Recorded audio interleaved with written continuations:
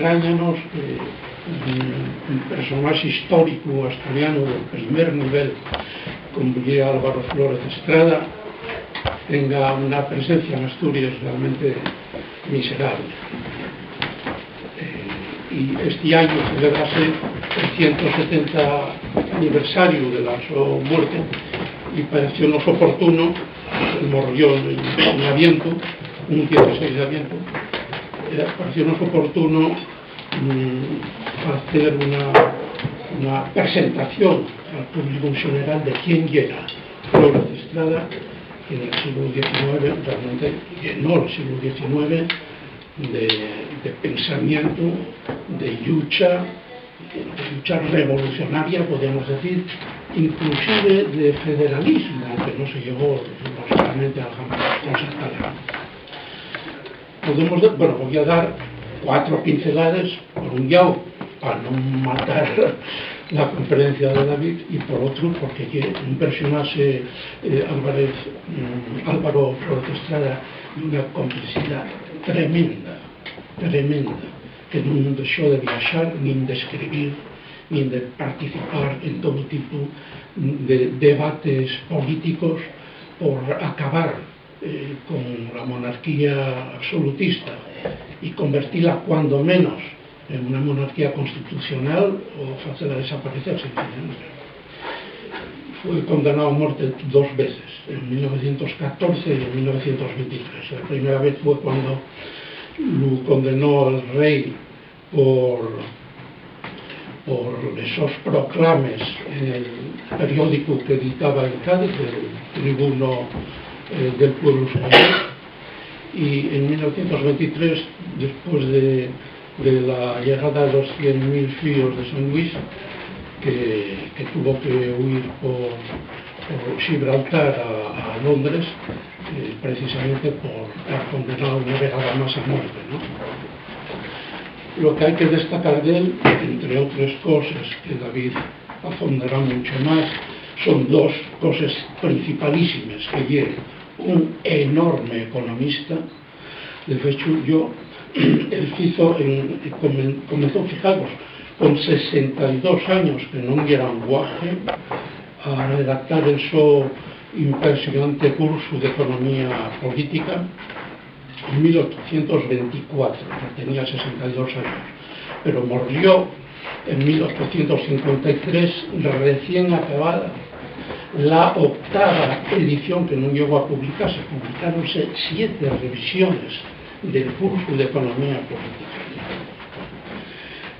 De hecho, es un texto tan importante desde el punto de vista económico, porque es un auténtico tratado que tuvo vigente hasta nada en los estudios de economía, que trata con todo el detalle la historia de la economía, analiza esos leyes desde la producción, la distribución, el consumo, con un concepto muy moderno, muy actual de la economía, hasta el punto de que en 2010 fue la editorial Sisonesa Trea la que editó la última edición publicada por él, que llega de 1852, con una enorme ballura de notas, estudios preliminares y estudios complementarios, que es un libro realmente importante y tiene la última edición de hace 12 años, ¿no?, aquí en Asturias.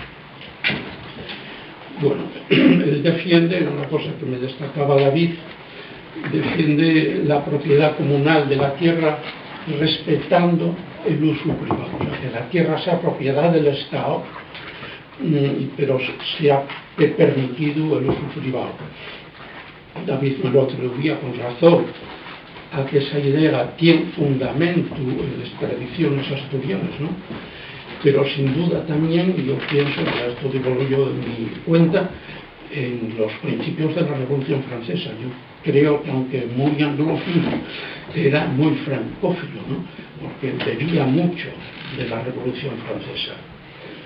De hecho, eso quizá poca gente lo sabe, uno de los primeros trabajos de Álvaro Flores Estrada fue la de traductor del francés al castellano, distintos textos interesantes de filosofía política francesa, uno de ellos de un amigo íntimo de Rousseau.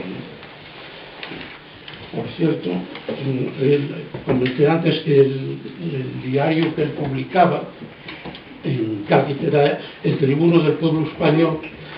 A mí, que el título es una versión de un periódico francés, también de un revolucionario francés muy conocido que se llamaba Régis Babeuf, que en España no lo conoce, creo que casi nadie, ¿no? Pero en Francia ya es muy conocido por muchas razones y publicaba un título, el periódico de él, que se llamaba igual, el Tribun du Peuple, ¿no? Exactamente igual. Parece que lo de Flores de Estrada y es una traducción de aquel título francés. Steve Babeuf, tan desconocido, fue muy importante. Fue un político verdaderamente revolucionario, pero que a lo mismo que pasó a Flores de Estrada, que respiraba un poquitín el espíritu de la revolución, al final desencantáronse de dónde estaba conduciendo, hasta el punto de que Steve Babeuf publicaba constantemente cosas contra el directorio de la revolución, hasta que acabaron condenándolo a la guillotina, momento en que él se apuñaló varias veces y lo llevaron al día siguiente en plena agonía a cortar la cabeza, ¿no? O sea, no acabó muy bien el problema.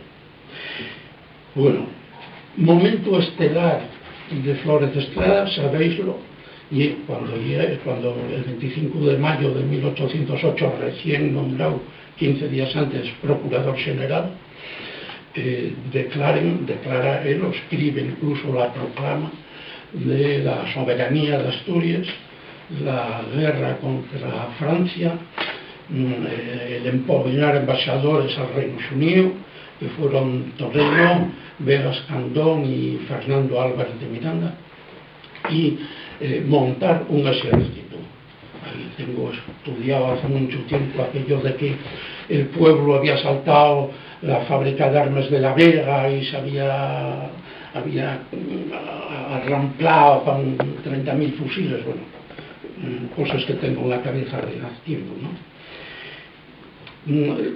Quizá penséis, como mucha gente piensa, que la declaración de la guerra y de la soberanía de Asturias fue tomada por Asunta General, y no fue así exactamente.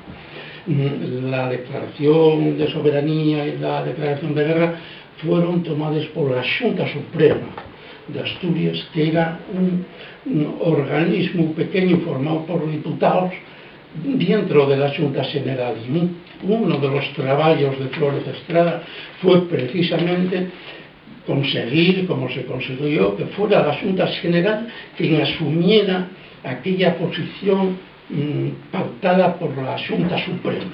No sé si antes dice Xunta Suprema, pero ya Xunta Suprema, ¿eh? Bien. Bueno, ya comenté que estaba condenado por Fernando VII,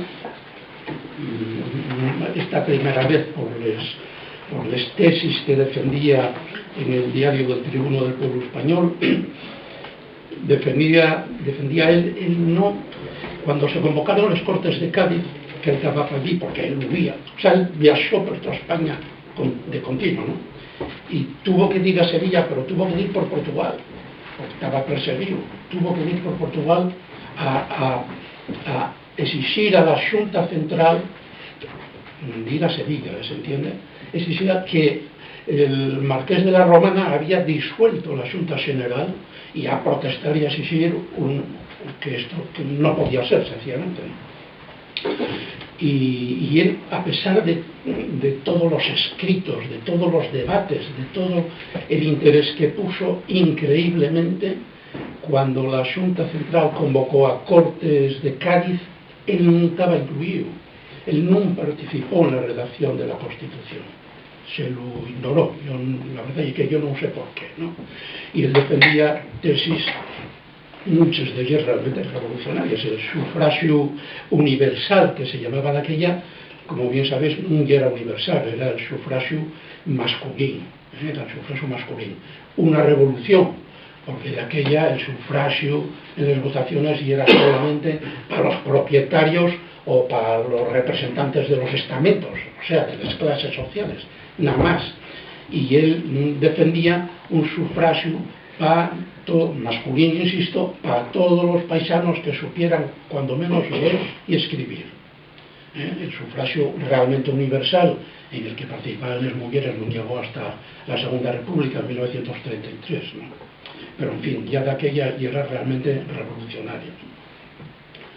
Otras tesis que él defendía era la reforma del modelo colonial, la separación de la Iglesia y el Estado, la disolución de la Inquisición, etc. Y todo ello siempre desde un punto de vista radicalmente liberal, podría decirse revolucionario y con algunos matices incluso federal. Por ejemplo, en estos matices de federalismo, él defendía la primacía en la soberanía, el reconocimiento de la soberanía en las xuntas provinciales, no a la Xunta Central, como la Xunta Central quería, sino a las xuntas provinciales, y que incluso estas xuntas provinciales tuvieran la facultad de tener su propio ejército, cosa de un aroma federal impresionante, ¿no?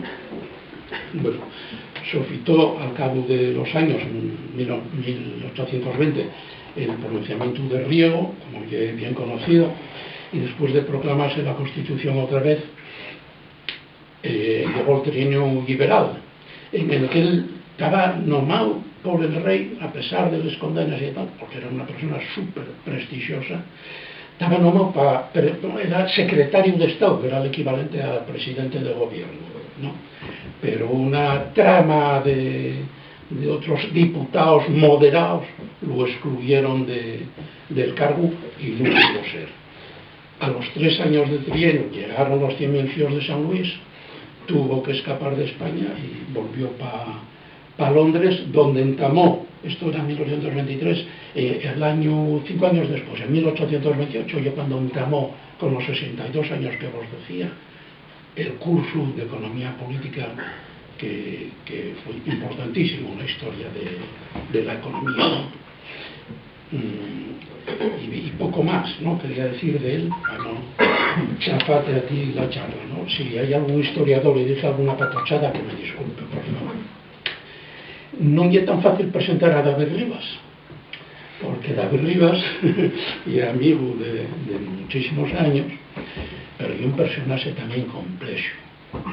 David Rivas es doctor en economía, como os puse en el cartel, pero muchas cosas más, porque también es doctor en sociología, cursó cursos de doctorado de sociología y cursos de doctorado de antropología, aunque luego no presentaste las tesis, ¿no?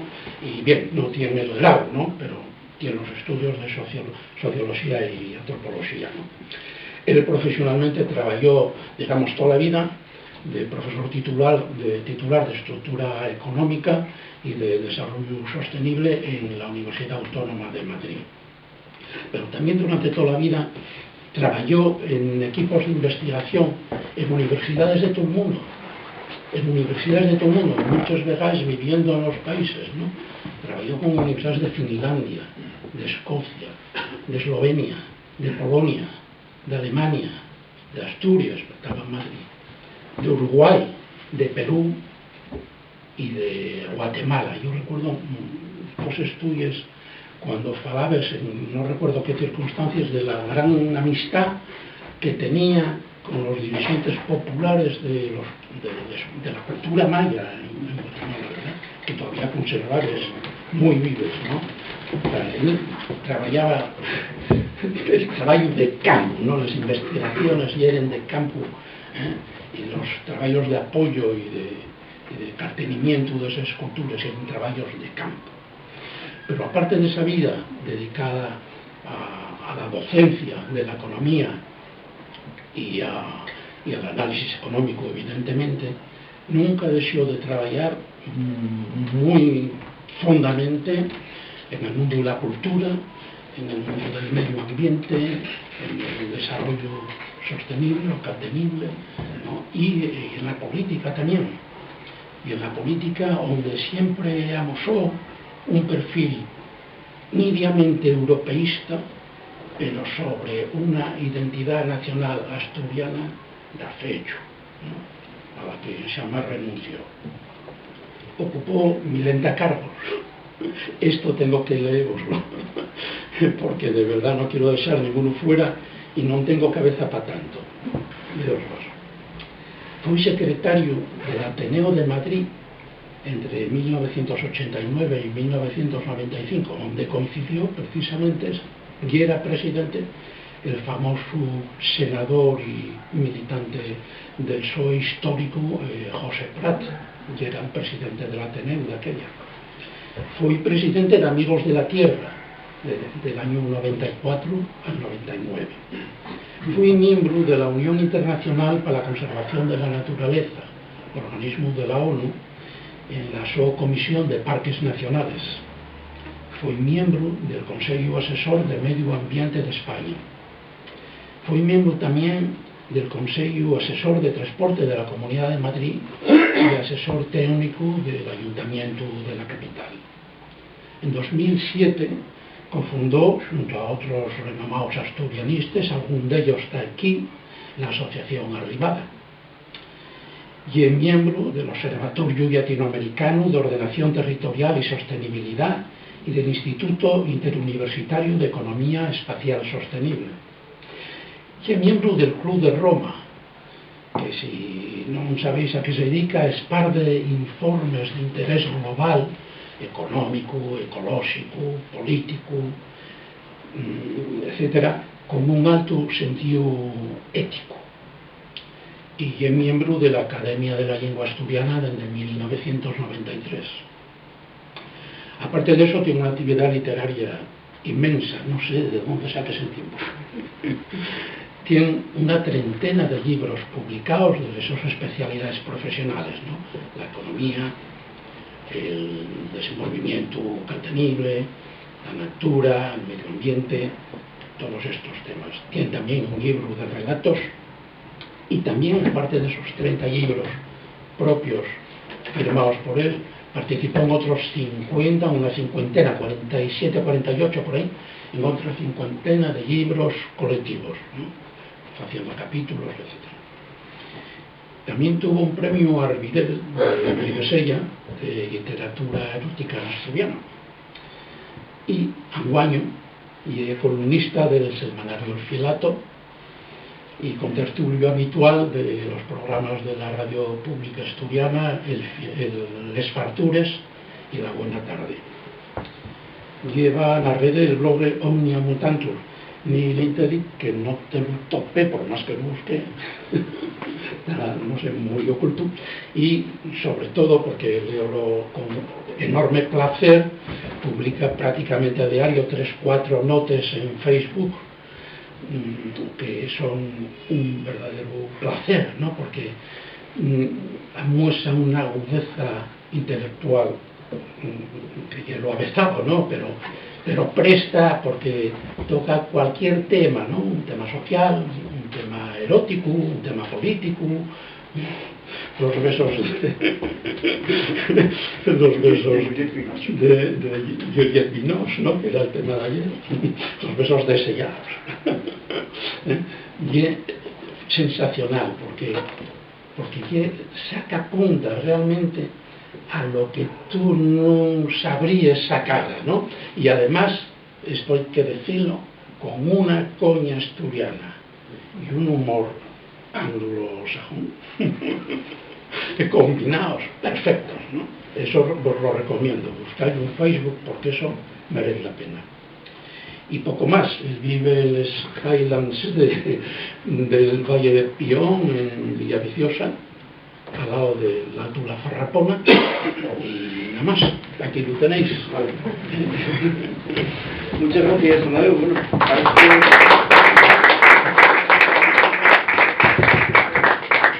con esta presentación, si hacemos ahora una encuesta, va a ser que soy más importante yo que Flores de Estrada. Y tampoco hay para ponerse así, ¿no?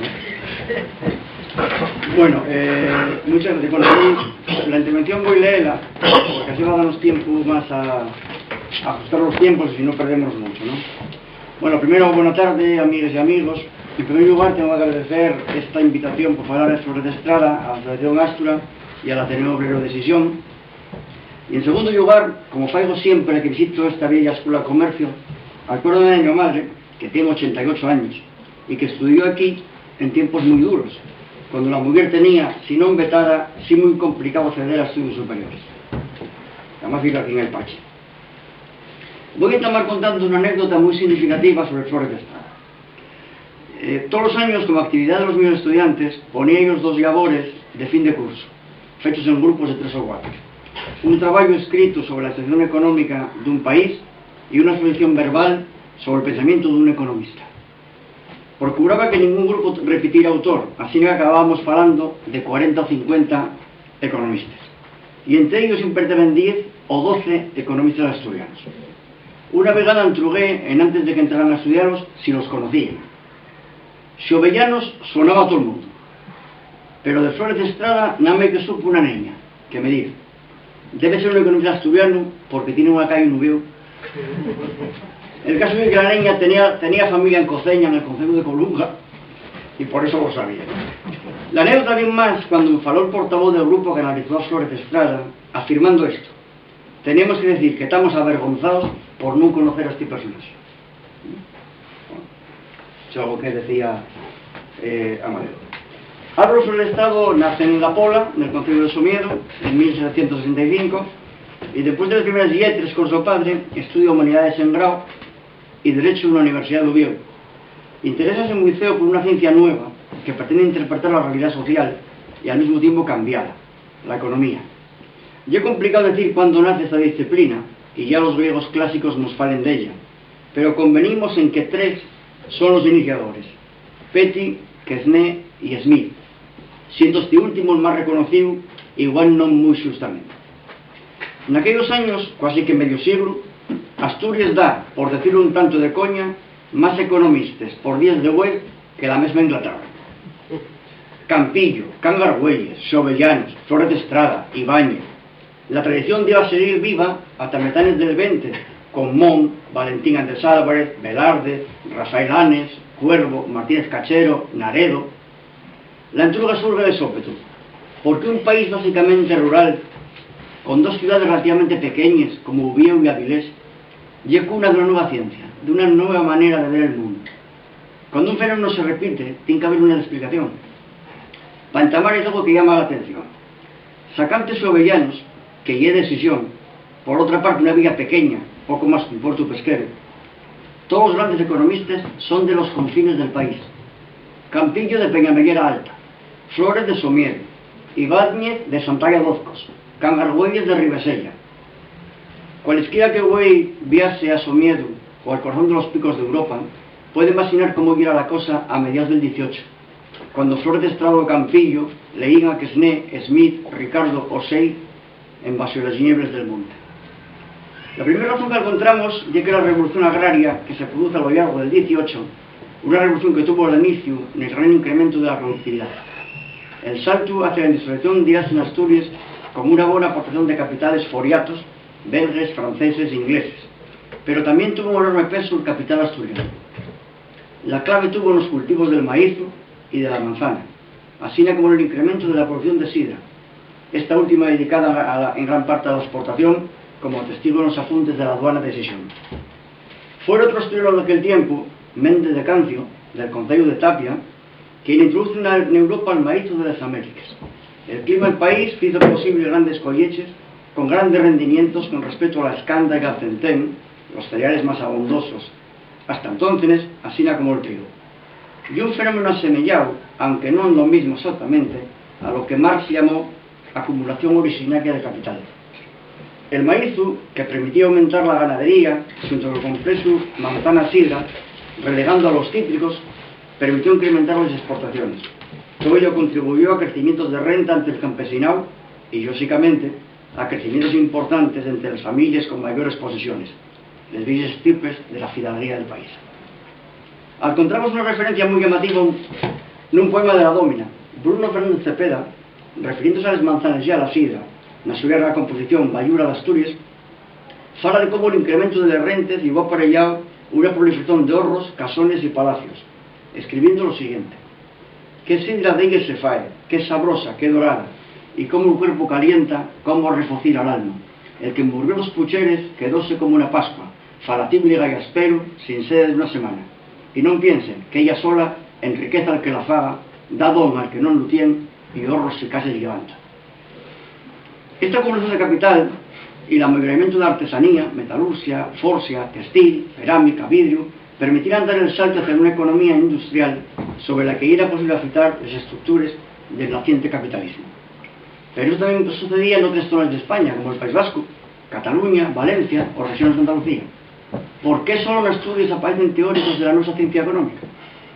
Y aquí es donde entra en juego una característica, si no exclusiva, sí muy particular de Asturias o de los asturianos.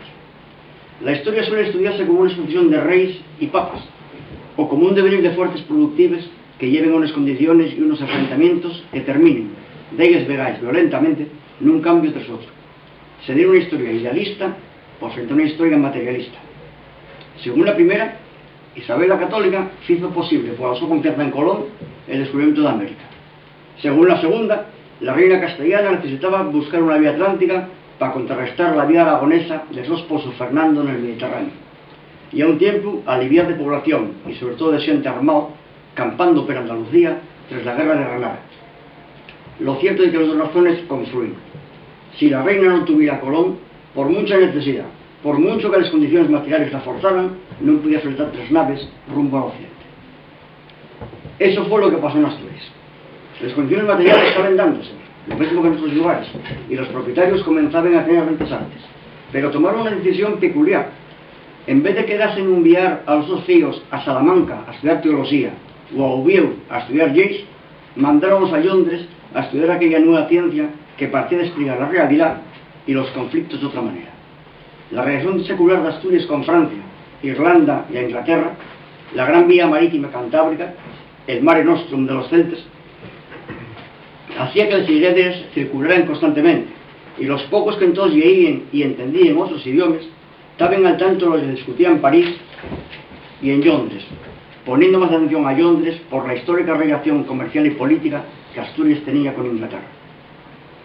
Cuando los hijos de los fidalgos enriquecidos llegan a Inglaterra, estaban entamando la industrialización y naciendo la ciencia económica moderna, un nuevo método que trataba de explicar precisamente por qué sucedían esos cambios. Aquellos mozos empapáronse de la fisiocracia francesa y del naciente liberalismo inglés, además de ser conocedores del más viejo mercantilismo español. Y en este momento, cuando Flores de Estrada llega a Londres, tomando contacto con los más reputados economistas liberales, Adam Smith, David Ricardo, James Mill, cultivando amistad con el fiel de este último, John Stuart Mill, más famoso que el padre andando el tiempo. Queda muy impactado con la lectura de la riqueza de las naciones de Smith. La idea básica del austero escocés era que, así como los ciencias naturales intuyen que existía un orden natural y que los científicos deben descubrir las leyes que lo gobiernen, así no los estudiosos de la ciencia social deben interpretar el su orden a través del descubrimiento de sus leyes. Eso, y no otra cosa, y la famosa mano invisible, y no una concepción metafísica de la economía o del capitalismo. Flores de Estrada deciden entonces que esos vientos también deben circular por España y ponse a la sierra. De todas formas, el Somelán ya era un liberal desde antes de ir a Oxford. Como la mayoría de los hombres de la su época condición, llegó a la teoría del libre comercio después de ser liberal no político. Tenemos una prueba definitiva de ello. Después de acabar derecho en Oviedo, trasladóse a Madrid, donde se ejerció de magistrado.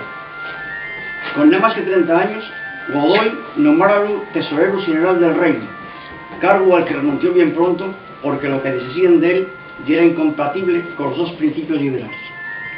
Regresa a la Pola, entamando con la obra teórica, y allí permanece hasta que en 1798 la Junta General elíselo como procurador general.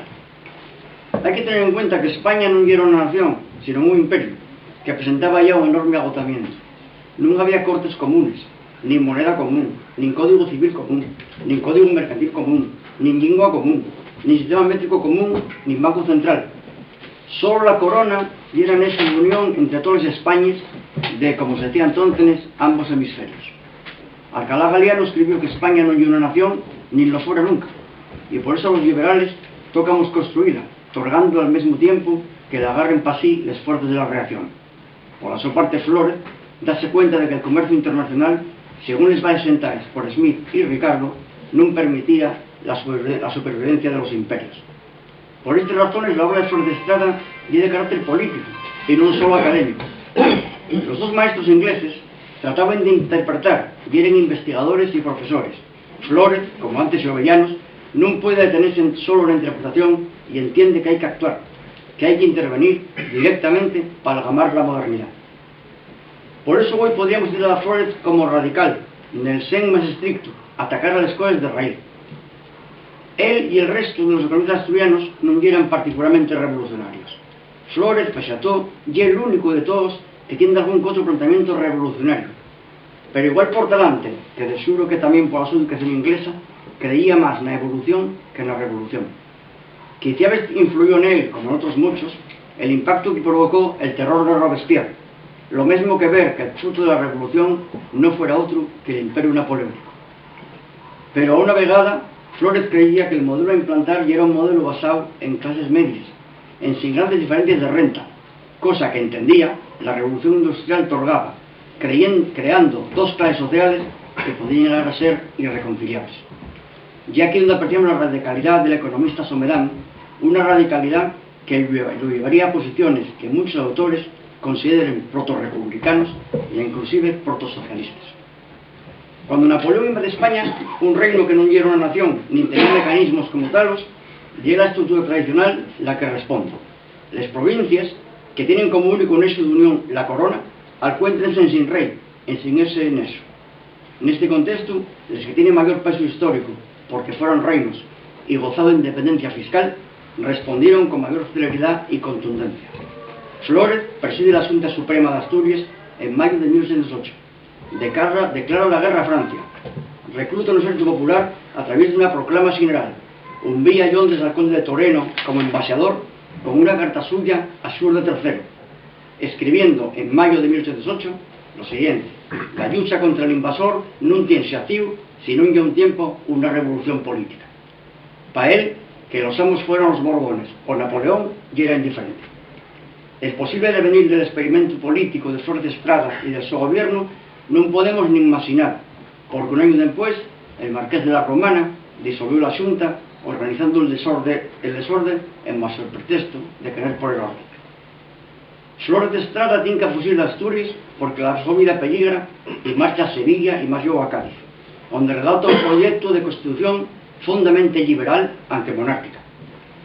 En riesgo otra vuelta por causa, paralelamente, de absolutistas y de franceses, avellugas en Londres, siendo amparado por los dos compañeros de Oxford. Y entonces, cuando se escribe Introducción para la Historia de la Revolución de España, y también de examen imparcial de las disensiones de la América con España. En este segundo libro, viene el que entama la socrítica, fondera y descarnada, hacia la política colonial española. Opónse frontalmente al proteccionismo impulsado por la burguesía catalana porque ve cómo está afogando a Cuba y dice que esa política lleva a Cuba, da fechamente, a la independencia. Él conocía pero bien la experiencia norteamericana, la que impulsaban liberales de la Sollínea como Jefferson. No debemos esquecer que el proceso independentista norteamericano surge por un problema fiscal. Pagaban impuestos y no tenían derechos electorales. El gallego fuera no taxation without representation. Eso pasaba en Cuba. Flores de Estrada llegó un laminador de la Revolución Americana, que me estaría recordarlo, ya de medio siglo antes que la francesa. Participa en las primeras sesiones de las Cortes de Cádiz, pero no en la redacción de la Constitución, lo que supusiera una gran pérdida desde un punto de vista democrático, puesto que era partidario del sufragio universal, del Estado confesional, de retirar privilegios a los prelados y a los nobles, de reducir los poderes del rey, de permitir el libre comercio de las colonias y dar los mismos derechos a los habitantes que a los españoles de Europa, de quitar competencias educativas a la Iglesia, de suprimir la Inquisición da fechamente, no permitiendo ni tan siquiera su jurisdicción eclesiástica. En Cádiz fue un vertigo liberal y asume el cargo de intendente militar de Andalucía, responsabilidad que abandona bien feo porque otra vuelta la su función choca con los dos principios y vuelve al estudio de economía y entama a interesarse por la lingüística. Acabada la guerra, fuera condenado a muerte por Fernando VII, acusado de republicano y francmasón. Seguramente ya tenía ideas republicanas, pero siempre sorprendió respeto y aceptación hasta la monarquía constitucional. Masón sí que llega, ostentando altos grados del rito escocés antiguo y aceptado.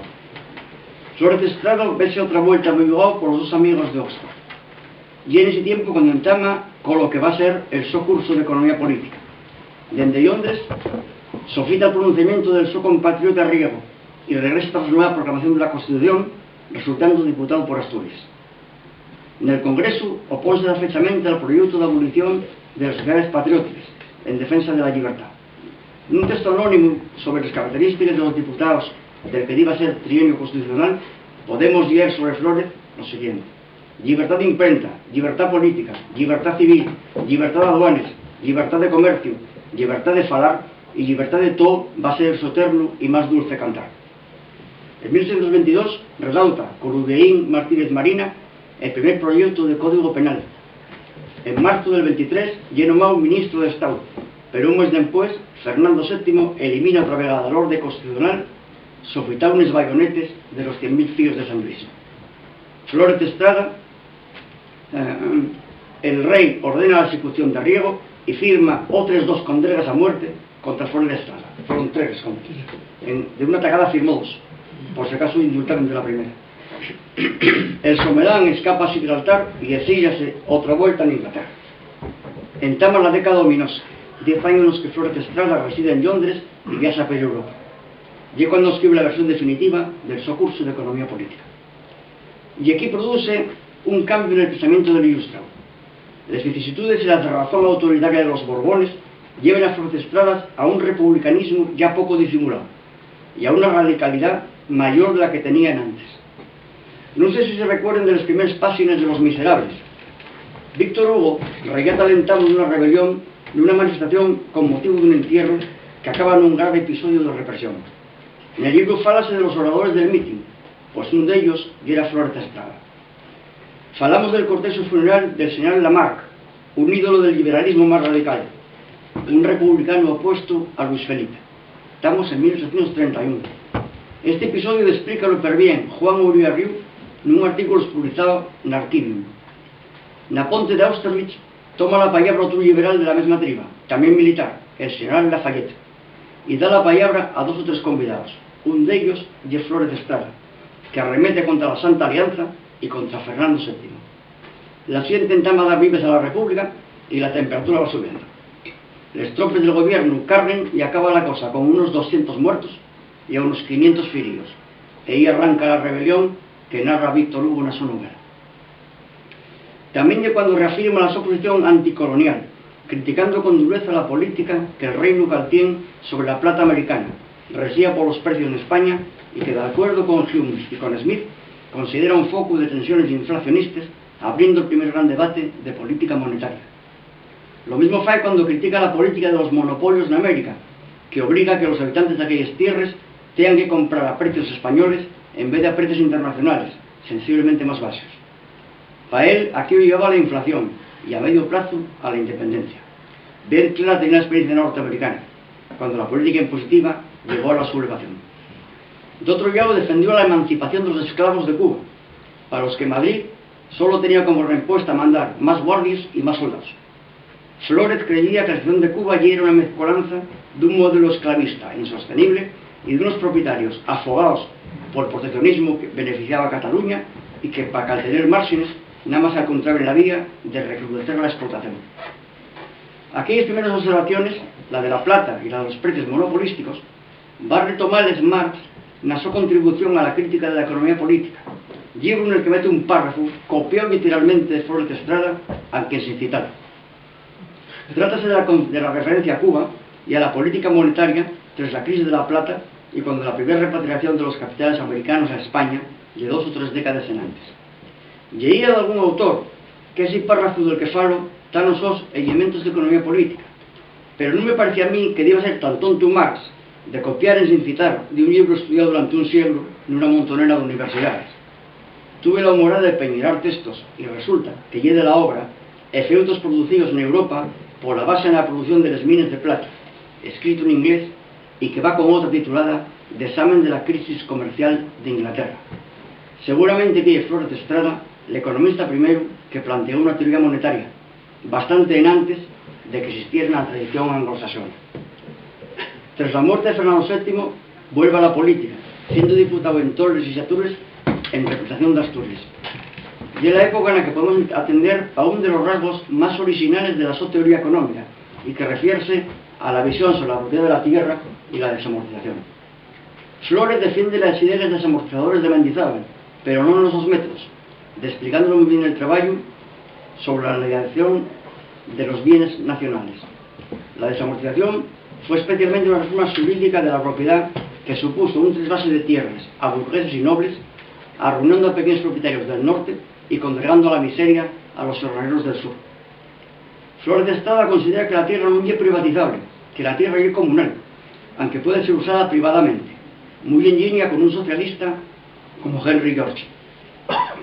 Él es favorable a la desamortización, pero contrario a que las tierras se quiten a la iglesia que a los concellos para que les compren de saldo los burgueses estaban sofitando la causa isabelina. Lo que entonces plantea es que las tierras puedan ser explotadas individualmente por familias campesinas pagando un canon a la comunidad. Aquí averas a la fisiocracia francesa, a la escuela de Versalles, a la que también estaba verado Sobellanos, quien, lo mismo en los diarios de viajes, en el su informe sobre la ley agraria, explica lo per bien y apuesta por supuesto a una clase campesina de pequeños propietarios. Lo que plantea Flores de Estrada es que el propietario cobre un tanto durante los años de la explotación media, cobro que podía ser en especie. La pumarada, por ejemplo, sería de 35 años. De algunos autores ven en esto un avance hacia posiciones socialistas o nuevas visiones del mercado, cuando la verdad es que Flores de Estrada está planteando algo que cualesquiera estudiante anterior a la guerra civil reconocería: el foro y la mampostería, unas instituciones y unas normas constitucionales que Flores conocía muy bien. Y era algo tan viejo como la enfiteusis de la base Edad Media, que en Asturias conservóse hasta los 50 del siglo XX. De esta manera venía a darse la paradoja de que el gran economista liberal coincidía en aquellos años convulsos con el planteamiento de los carlistas del norte de la península. En 1846, nombrado senador vitalicio y enfermo, y con 87 años, decide retirarse a su casa de Somiedo, pero la muerte llega en Noreña, en el Palacio de Miraflores, el 16 de abril de 1853. Sobre él cayó una cortina de silencio porque era el teórico asturiano de la economía más incómodo. Liberal, protorrepublicano, socializante, tradicionalista, demócrata, radical, francmasón, anticlerical, presidente de una Asturias soberana. Eso sí, a paradoxes no nos ganan aire, como en este reino de los nuevos esmolecimientos, todo es raro, por no decir esperpénticos, en el mayor sentido vallecranesco, casi que el único homenaje que tuvo Flores de Estrada hiciéralo la dictadura de Franco en 1946, en plena posguerra, cuando emitieron un billete de 25 pesetes con soles de atunero anverso y la soca zona de la pola en el reverso. En Noreña, en una fosa común del cementerio, entre huesos de decenas de personas, danos de Flores de Estrada, economista liberal y primer presidente de Asturias, entendiéndola como una nación moderna. Pero después de aquellos que Ramón Tamames llamó en un luminoso artículo economistas asturcones, quedaban en citares. Tamames dice que los economistas asturianos son recios, austeros, potentes y reflexivos como los dos caballos. Unos caballos que anclados en el monte siempre miren hacia la mar, que firmes sobre la su tierra siempre vigilen el horizonte. Nunca los nuestros ilustrados desearon de ayudar a todos los economistas que nacimos entre los montes firmísimos y la mare tenebrosa. Y la misma de esta opinión, hablo de Flores de Estrada y el más importante de todos ellos. Muchas gracias.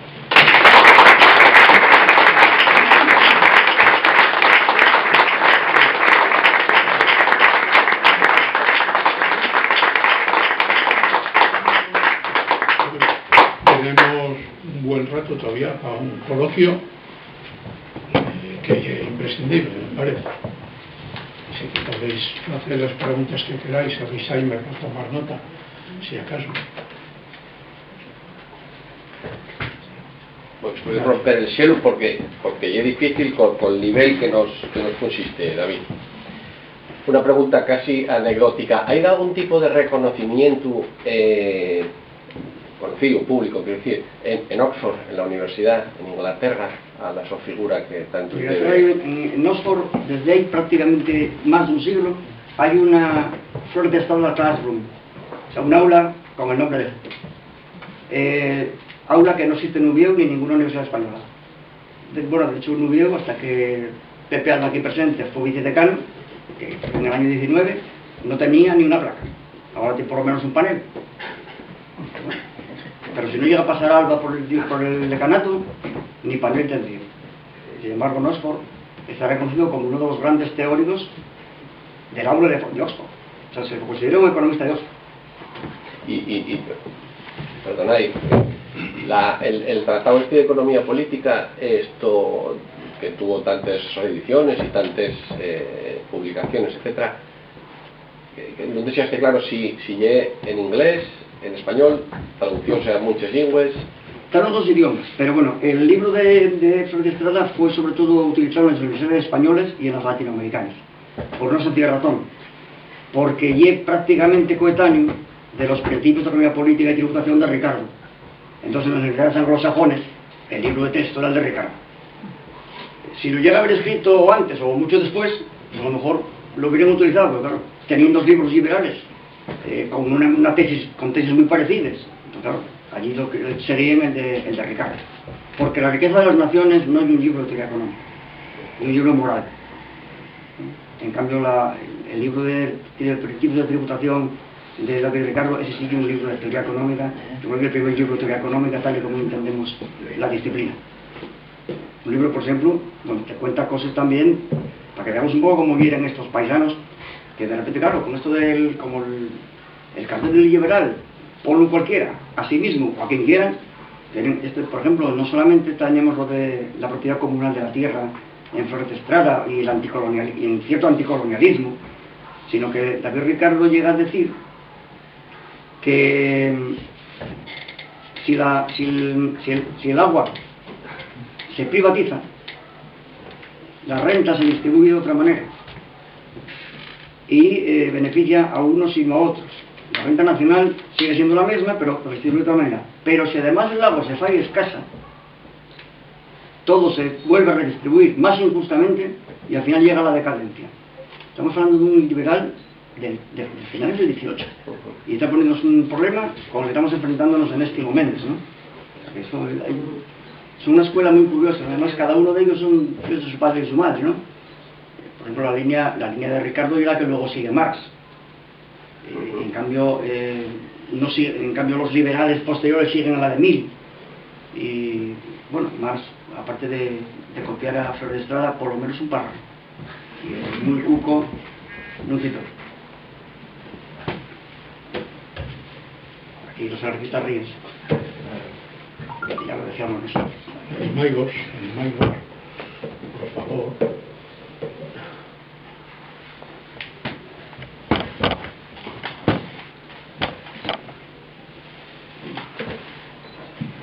Cuando nadie dice nada, yo ya tengo comprobado que oye que todo quedó muy claro o todo quedó muy confuso. Nadie pregunta porque no entendió nada.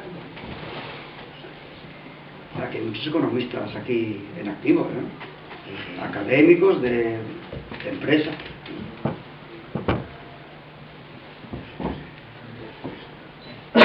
De lo que no sé es que veo casi nada, fueron de relaciones o posibles relaciones entre Xovellanos y Flores de Estrada. Sí sabemos que Xovellanos era amigo del padre de Flores y que junto con Campomanes sí que apadrinaron de alguna manera a Flores de Estrada en los primeros pasos por Madrid, ¿no? Pero ¿hay alguna cosa más publicada por ahí que profundice un poco más? Que yo sepa, no. Vamos a ver, cuando no me cuentes cosas, pues hay que acudir un poco a lo que es plausible, ¿no? Entonces, primero, Xovellanos es mucho mayor que Flores de Estrada. Segundo, Xovellanos es un hombre muy moderno en comparación con Flores de Estrada. Entonces, claro, posiblemente si llegaron a discutir algunas cosas, chocarían más de una vez. Y en tercer lugar, Xovellanos es un hombre que llamaríamos un hombre de política económica. No es un gran teórico, pero sí tiene mucho trabajo económico. Mientras que Flores de Estrada tiene menos carga política que Xovellanos, pero tiene mucha más carga teórica que Xovellanos. Entonces son dos figuras que hacer una historia paralela sería guapo, porque da mucho juego. Luego, Sobellanos ya más francófilo, Flores Estrada ya más anglófilo, pero a la vez, de ser muy anglófilo, ya más republicano, mientras que el otro, siendo francófilo, ya más monárquico. O sea que daría para mucho juego escribir, pero supongo que tendremos que hacerlo como novela, porque me parece que no hay nada sobre investigación, pero bueno, pero alguna cosa habrá por ahí, ¿eh? Alguna cosa, por ejemplo,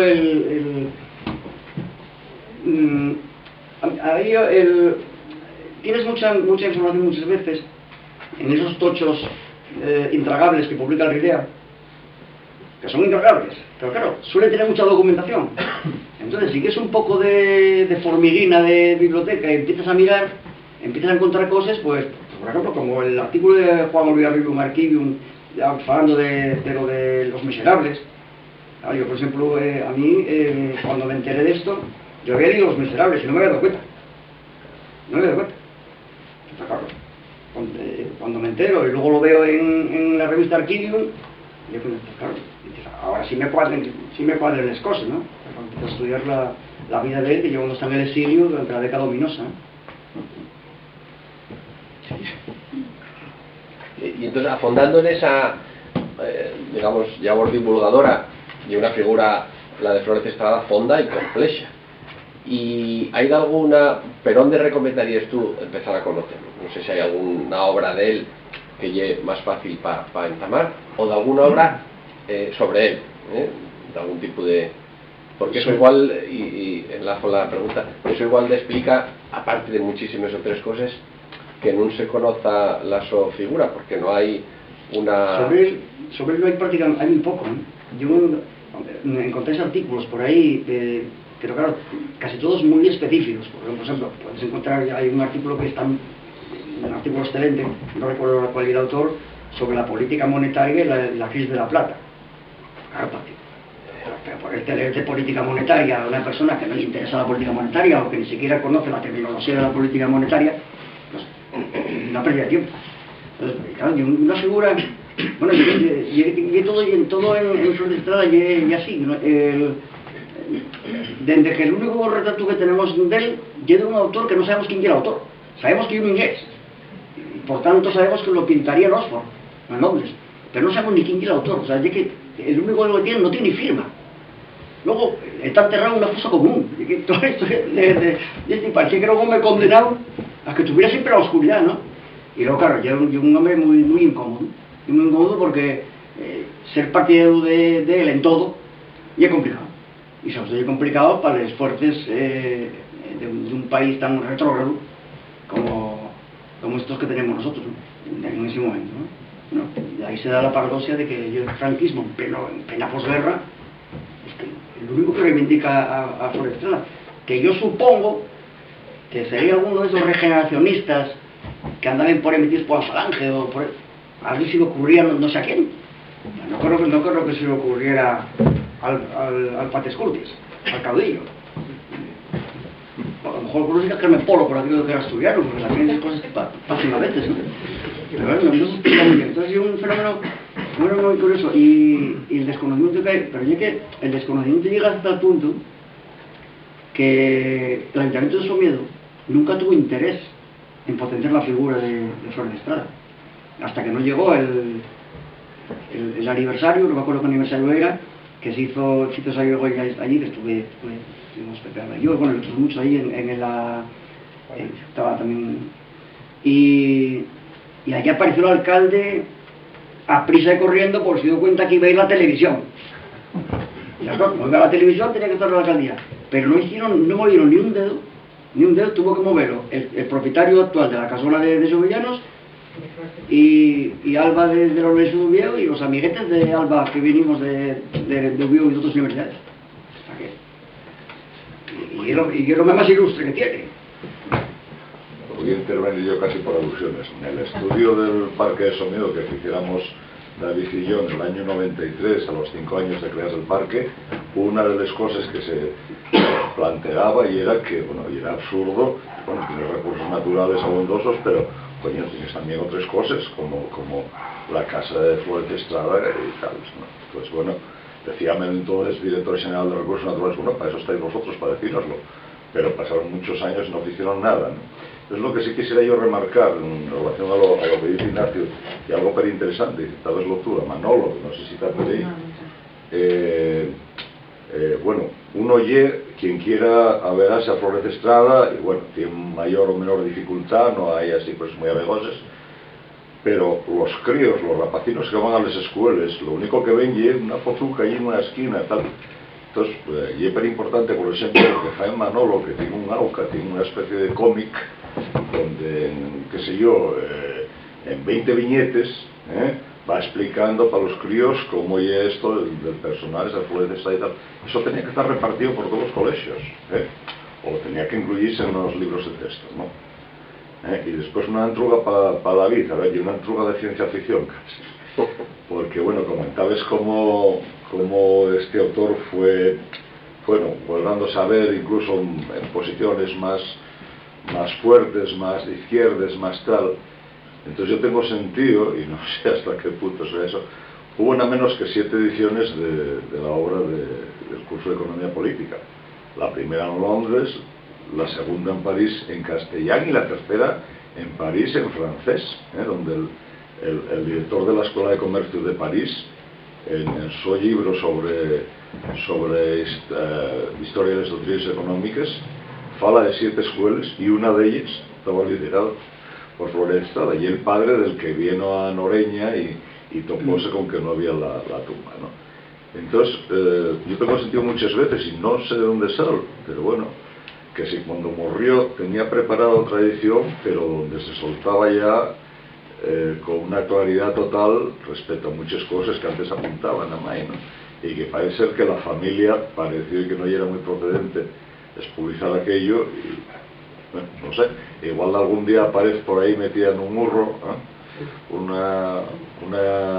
no sé, un original del curso de Economía Política remocicado. No lo sé. Igual aparece por ahí. Hombre, y es muy interesante. Eso, por ejemplo, yo muy interesante, pero claro, hay que ponerse a ello porque es una obra pesada, ¿no? Que llega a ir ganando las ediciones. Y claro, en todas las ciencias, pero en economía, de utilizar una palabra a utilizar otra que parece un sinónimo pero no lo es, cambias una teoría completamente. Entonces, por ejemplo, cuando él habla de la teoría del valor, él emplea un término como de teoría del valor que no es ricardiano, y una teoría del valor que se debe mucho más a Proudhon. Sin embargo, no hay constancia de que él conociera la obra de Proudhon, pero la cita que da de la teoría del valor parece mucho a la que da Proudhon en que llega la propiedad. Sin embargo, tampoco sabemos porque claro, tuvieron que coincidir en el tiempo, y seguramente en Francia lo conocería. Pero claro, también es posible, claro, como no sabemos nada. Es una cosa que se nos ha olvidado, por algo que se fue bien. La biblioteca digital de la Junta General del Principado tiene la edición, yo creo que lleva el 53, escaneada, puede verse entera.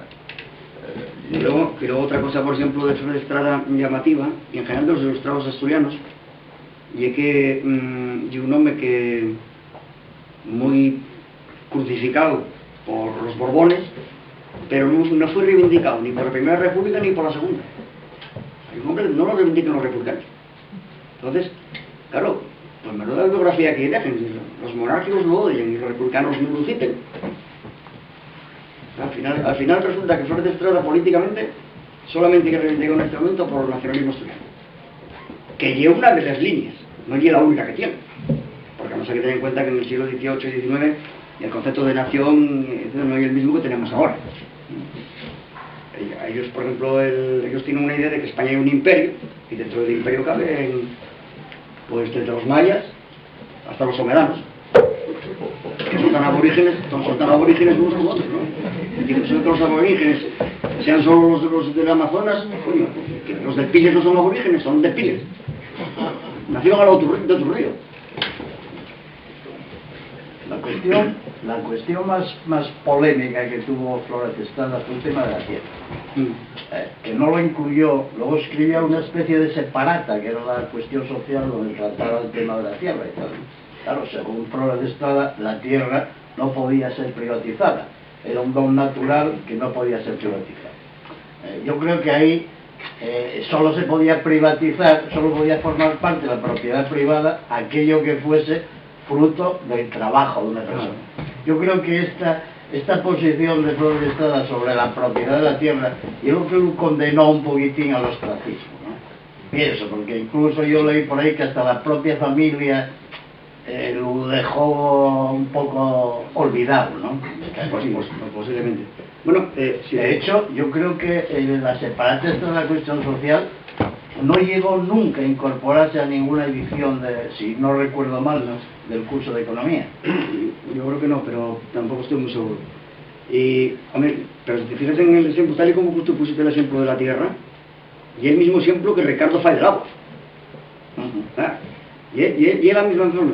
Solo que al dar más valor Flórez Estrada al trabajo que al capital, claro, está posicionándose en lo que ya empezaba a plantear la Primera Internacional que están haciendo.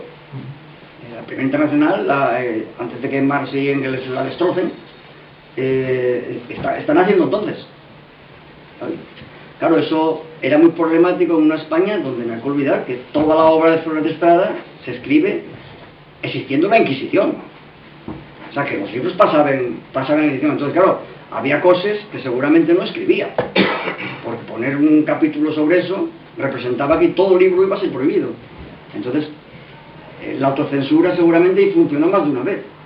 En cambio, posiblemente, como decía Alba, posiblemente en alguna edición inglesa o francesa, sí aparezca a lo mejor algún detalle que en las ediciones españolas no aparecía. De hecho, la cosa más revolucionaria, más fuerte que hizo, que fue la proclama que lanza en favor de Riego y contra el rey, la publica en Inglaterra. No se publica en España, publica en Inglaterra. Él socialmente vivió con cierta comodidad, no vivió mal. Bueno, eso, estrecheces y estas cosas, pero él no era aristócrata, obviamente no era obrero ni proletario, tampoco campesín. Él lo que era, pregunto, es propietario rural. Sí. De donde lo que dice Kini, claro, tiene más. Porque él no se oponía, para aclararlo, él no se oponía, o sea, oponíase a la propiedad de la tierra, o entendía que no tenía que ser privatizado, pero no al fruto de la propiedad, no al fruto del trabajo, ¿no? Él por eso cuando se plantea la desamortización, él es favorable a la desamortización. Él sabe que no puede estar las tierras en manos de la Iglesia sin producir nada. Que esa llega Eso sabe lo que sobra. Entonces, claro, pero él ¿por qué lo sabe? Primero porque lo tiene estudiado. Pero segundo, porque él en Asturias y era un propietario acomodado. Pero en el conjunto de España y era un propietario pequeño. Claro, las tierras de Flórez Estrada no se puede comparar a la duquesa de Medina Sidonia.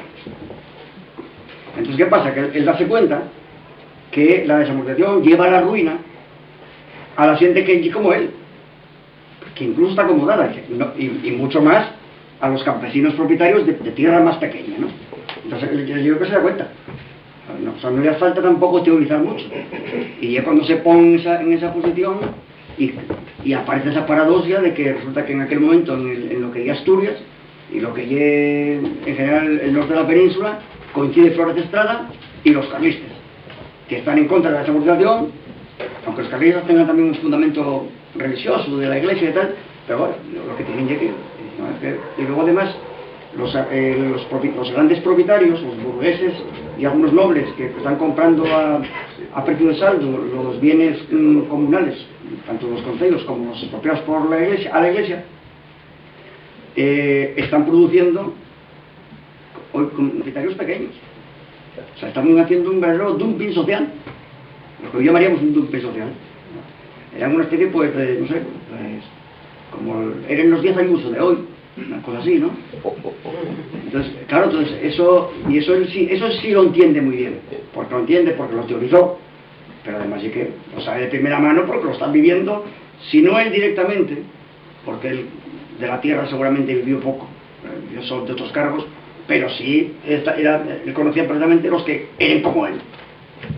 Y bueno, y esa estructura de la propiedad o sea, tiene semejanzas con la que podía darse en Escocia y en Inglaterra, y por eso ahí hubo esa collecha de economistas, cosa que no se daba en la parte, vamos a decir, latifundista del resto del imperio español de aquella. hombre, vamos a ver. Yo creo que en cierto modo sí, no sé hasta qué punto, si tuviéramos que hacer un análisis de regresión, no sé si va a ser el elemento más determinante, pero una cosa que sí que es verdad es que lo que se llamó en Inglaterra los enclosures, que ya algo parecido a lo que pasó aquí con lo que plantea, algo parecido a lo que pasó aquí con los foros, cuando se empiezan a modificar. Eso influye. Ahí es donde se da, ahí sí la definición de acumulación originaria de Marx, ahí sí es correcta. Aquí no es exactamente, y es parecido, pero no es exactamente igual, porque aquí no hay acumulación originaria de capital, aceptando ¿cómo se llama esto? Lo que es Marx, o sea, dando por bueno ese signo, ¿no? Pero luego podemos discutir si está bien articulado o no, ¿no? Entonces, pero yo creo que sí, que algo de eso tiene que haber, y luego las costumbres, luego también, claro, el derecho en Europa choquen dos tipos de derechos, el derecho germánico como el derecho romano. El derecho románico, el romano, que se basa en la propiedad, y el germánico que se basa en el trabajo. Y entonces en el caso de Asturias pesa mucho más en la agricultura el derecho germánico que el romano. Eso estudió muy bien Prieto Bances. Cuando Prieto Bances analiza la propiedad en Asturias, dice que bueno, que todos los contratos enfidéuticos que va habiendo a lo largo del siglo XVI, XVII, XVIII y hasta XX, le responden más a proteger el fruto del trabajo que el fruto del capital. Y eso pasa en Escocia, pasa en Irlanda y pasa en gran parte de Inglaterra, no en toda Inglaterra, pero de York hacia el norte sí. Ya en la zona más al sur ya no pasa tanto, porque ahí ya tienen una propiedad más parecida a la normanda, que en Normandía también otra cosa. Bueno, vamos a ver, falar de que él tuvo condergado, y perseguido por Rey Celón, y que tuvo que colar para Inglaterra, y cuando finó el Rey Celón, él tornó y participó en el gobierno, ¿existe? Él cuando vuelve... Un puesto, y entonces yo quería saber si no se caltuvo vamos a ver, el que estaba perseguido por padre de Isabel, y cuando pasó a reinar Isabel no lo condenó a muerte también, vamos a ver. No, porque ellos, vamos a ver, hacían lo mismo, siempre que hay cambios de régimen, sí, siempre se amnistían los delitos cometidos en el régimen anterior. Entonces claro, todos los que habían sido condenados a muerte por ser constitucionalistas, pues claro, la primera pena de muerte quitaron cuando el golpe de Riga, y de esos otros dos con el modelo, con el régimen liberal. Bueno, ahora, ¿cómo queda la cosa penalmente? Eso yo no lo sé. Igual morre con antecedentes. Bueno, eso no lo sé. Eso no lo sé, pero es cuando muere el rey Felón. Cuando pasa que ya lo del rey Felón ya no sé para qué lo vamos a emplear, porque si miramos a determinadas dinastías son felones casi todos. Pero cuando Fernando VII muere, él vuelve y Cangas Güeyes todavía lo conocen algo más, porque los que fueron más de Hacienda sí tuvieron más cierta importancia en épocas normales, por decirlo así. Pues claro, Flores de Estrada vivió un tiempo anormal permanentemente, entre guerras, revoluciones, dictaduras. Entonces los hacendistas como Mon, como Cangas Güeyes, sí tienen más peso porque permanecieron más en la memoria académica y en este tipo de cosas, pero los demás, ¿quién conoce? Bueno, Ibáñez, el que luego fue marqués de Sargadelos, yo creo que la mayor parte de la gente da por supuesto que era yo, porque la cerámica de Sargadelos es de Galicia, y la razón es que él situó en Sargadelos la empresa porque tenía el Caolín muy cerca, pero él ya era de Santa Quedozcos. no sé si en Dalloz lo conocerán, pero como preguntas por aquí, que si conocen el Marqués de Salgaderos, dirán, ah, sí, los de la cerámica, el gallego es el de la cerámica. A Méndez de Cancio, que es el que trae el maíz, sí, conoce un Tapia. Sí, estás hablando de una xente, Campomanes, por ejemplo, la xente, sí lo conocen, pero confunden las cosas. Entonces, Xovellanos, como decía, yo siempre cito a los amigos repetidamente, como decía Alba en una ocasión, la diferencia entre Xovellanos y Flores de Estrada es que Xovellanos tuvo mejor agente de prensa. Y luego, claro, la obra de Xovellanos es mucho más grande, no más importante, pero es muy extensa. Y claro, hay una carretera por Pallares, hay informe de Xovellanos por detrás. Amplías el puerto de aquí, el apagador, lo que hay el muelle ahora, o un informe de Xovellanos por detrás. Planificas un ferrocarril, o un informe de Xovellanos por detrás. Claro, para donde mires, aparece un informe de Xovellanos. Claro, por eso Xovellanos es el gran ilustrado, y además no es una persona incómoda. De hecho, no fue ni muy incómodo ni siquiera en vida. Lo peor que pasó a Xovellanos fue el encarcelamiento en Bellver, y él mismo cuenta la historia cómo vive allí. Y hombre, no voy a decir que tuviera vacaciones, ¿no? Pero lo único que faltaba era que seguramente no comía andariques, pero y echaría de menos Cimavilla.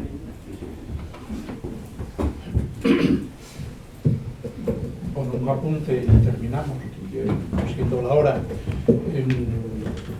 Tenéis una biografía bastante larga de Flores de Estrada en la web de la Academia de la Historia, bastante larga y bastante meticulosa, y sobre todo tiene muchas fuentes con lo que está construido. ¿Conoces? Sí, está bien. Yo utilicé el otro día para buscar algunos datos. Sí, está bien, es muy valiosa. Lo que pasa es que también hay un tocho Sí. de cuidado. Sí, mucho tocho, porque son tantos datos que pierdes realmente, que es complejísimo, ¿no?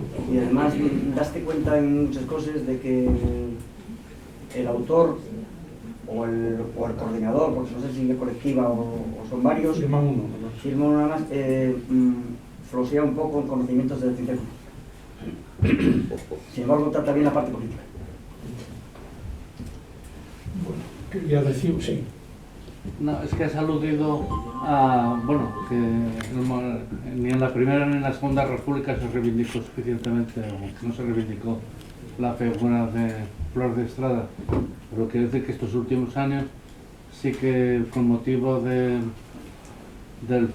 aniversario del fallecimiento se están celebrando actos en Noreña, por cierto bastante desangelados de asistencia, pero se están celebrando, ¿eh? Eso por una parte. Y luego una lamentación, que pensar que si las ideas de Flores de Estrada, lo mismo que en otro orden las de Pi Margall, por ejemplo, las de Flores de Estrada sobre la desamortización, hay que pensar que si esas ideas se hubieran aplicado el siglo XIX y el siglo XX en España hubiera sido muy diferente, radicalmente diferente. Y ocurre lo mismo con las ideas de Pi Margall sobre las nacionalidades, ¿no? Cuando todavía no había surgido los conflictos, él ya avanzó unas ideas que también hubieran hecho que el siglo XIX y sobre todo el XX y el actual. Bueno, ahí yo creo en... Y no se les hace caso. En la misma línea que tú Una dices, lamentación, repito. No, en la misma lamentación que tú tienes, yo estoy convencido de que la desamortización, esa desamortización muy criticable, según plantea Flores de Estrada, y una de las razones que lleva, entre otras cosas, a las guerras civiles. O sea, el empobrecimiento de los propietarios pequeños y el condenar a la miseria a los jornaleros acaba en el 36. Acaba en el 36 porque si la cuestión agraria marcó completamente todo el 19 y los primeros 50, bueno, prácticamente hasta que llegaron las grandes migraciones a las ciudades, marcó también toda la historia de España hasta los años 60, hasta las migraciones. Entonces hubiera sido, por supuesto, hubiera sido lo de Pi Margall también. Pero luego, sí, hay otro lamento que hay que hacer, ya que podemos decir que yo el consuelo de los bobos, ¿no? Ya sabemos que mal de muchos es epidemia, ¿no? Pero y aquí en Asturias, aunque también en otros sitios, si solo tuviéramos olvidado a Flores de Estrada ya sería lamentable. Pero es que no solo que está olvidado Flores de Estrada. tenemos olvidados a toda la gente de la ilustración asturiana, menos Ovellanos, que es el único que está un poquito reconocido. Tenemos olvidados a todos los facendistas asturianos. Tenemos olvidados a todos los socialistas asturianos de la historia, y tenemos olvidado a toda la gente del anarcosindicalismo y el anarquismo de la Primera Internacional, que fue importantísimo, sobre todo en sitios como Sisión. Pues tú preguntas a ver quién era José María Martínez o el tío Quintanilla y no lo sabe casi nadie. Ya si preguntes por Aurelio González de Mayada, nadie sabe que fue el último alcalde republicano. Entonces, claro, o Isidro del Río. Por poner aquí los de División, que la mayoría de los que estéis aquí seréis de División. ¿Quién sabe quién era Isidro del Río? Como muchos los que estudiaron en la Inmaculada como yo, era el que entrenaba al equipo de fútbol. Era el nieto de Isidro del Río, el alcalde de Izquierda Federal, federales. Esa reflexión me llevo haciendo durante toda la charla, porque ¿qué nos pasa a los asturianos? Que no somos capaces, muy orgullosos de nuestra tierra, yo creo que en general, pero que no somos capaces a valorar lo que fuimos, lo que somos y lo que tenemos que ser. Eso llevaríamos un debate muy largo. Pero casi te pregunto como sociólogo o como antropólogo, no lo sé. Va a ser como yo creo, ¿qué nos pasa? Yo creo que en esto los asturianos o Asturias somos como se llama, como Forest Estrada. Somos una comunidad muy incómoda. Y somos muy incómodos, y entonces todo el trabajo político que se viene haciendo desde siempre, ¿no? desde mucho, somos incómodos porque tenemos la mala suerte de que los mitos fundacionales asturianos son los que se apropió España. Entonces, que la Virgen de Guadalupe se aparezca en Extremadura, da igual, pero claro, que la Virgen de Codonga se aparezca aquí. Además es una Virgen seria, la Santina es una Virgen seria. Presentóse solamente una vez a un rey, ganó una guerra y no volvió a molestar. Yo creo, eso es la incomodidad que tenemos en los asturianos. Yo creo que hay un problema. Ahora, hay alguna forma de poder tener cancha en todos lados, ¿eh? Basta con criticar la oficialidad del asturiano para poder... Bueno, para terminar, que se nos acaba el tiempo, quería anunciar por la conferencia del mes que viene, que llega el día como hoy, 14 de marzo, y va a ser un tema que no tocamos nunca, que es un tema de la fauna asturiana. Va a venir María Suárez, que es una científica que lleva 15 años trabajando con el urogallo y experta en fauna salvaje. Va a hablarnos en principio exclusivamente del urogallo, porque es su tema central, aunque conoce muy bien pues el oso, la marta, no sé qué, es decir, otro va, yo ya dije que nos hiciera una introducción de contexto sobre la fauna global salvaje asturiana, para centrarse yo en el urogallo. Ese va a ser el tema, no tenemos título todavía, pero va a ser el tema del mes que viene. ¿Vale? Muchas gracias.